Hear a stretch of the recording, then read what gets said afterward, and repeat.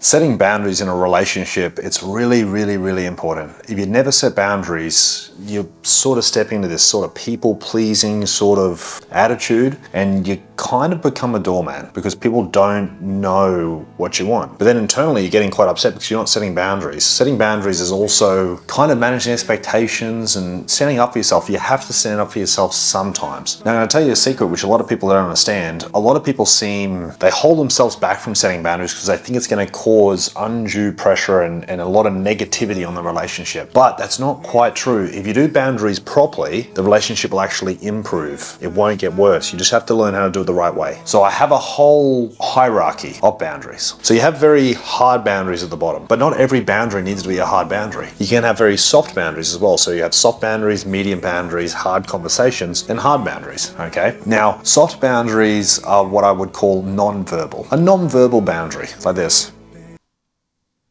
That's kind of a soft boundary. It's a disapproving look. It's the shake of the head. It's the furrowed brow. It's the look on the face going, I don't really like that. Doing a non-verbal boundary actually can be really, really, really powerful. Sometimes saying words isn't always the best option, and you can communicate a lot better without any words at all, surprisingly. But then you also have medium boundaries. Now, medium boundaries is using your face, but also words. You got to do both. So look, say for example, you're out on a date with somebody and they say a sexist joke, for example, which you don't particularly like. You go like this, I don't like that.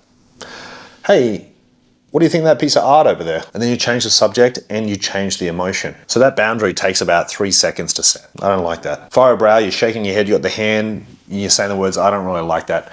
And then you change the conversation. Now in their mind, they will know from now on that you don't like that particular type of joke. But also you did it so fast and so smoothly that they're not defending themselves in their brain. If you sat there for 5 minutes and you lectured them on how it was offensive, they would defend themselves inside their own brain and think, well, what's this person's problem? They're so sensitive, it's just a joke. And the boundary has been lost. It doesn't work. So a medium boundary has to be about 3 seconds. That's really, really effective. After medium boundaries, you have hard conversations. Now, hard conversation is like a serious conversation that you have to have. So you sit down together, you have a mature conversation. It doesn't turn to argument. That means there's no disrespect, there's no aggression, you don't raise your voice, you don't walk away. You can't go, this is too hard, let's come back to it later. You stay there and you persevere through it. Even if you're going slowly, just persevere through it. Be nice to one another. Remember, in a hard conversation, you're working as a team. Now, the way I like to think about this is my triangle method. You got your partner, and you got the goal. You and your partner and the relationship. You and your partner and the problem. Always do what's best for the top of the triangle. So that's hard conversations, and you also have hard boundaries.